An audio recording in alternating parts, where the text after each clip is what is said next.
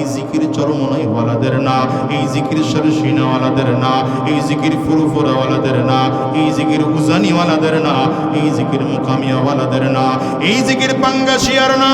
এই জিকির কার? চিৎকার করে আঙ্গুলটাও চা করে জোরে বলো, আরো জোরে বলো কার? চিল্লা জোরে বলো কার? জিকির এমন একটা আমার রব্বে করিম ডেকে বলেন ফাযকুরুনি আযকুরুকুম। গোলাম রে, তোমরা যদি আমি আল্লাহ পাকের জিকির করো তাইলে আমিও ফেরেশতাদের মজমায় তোমাদের নাম স্মরণ করি। সুবহানাল্লাহ। ও মুসলমান রে, জিকির এমন একটা আমল, এটা সব সময় করা যায়।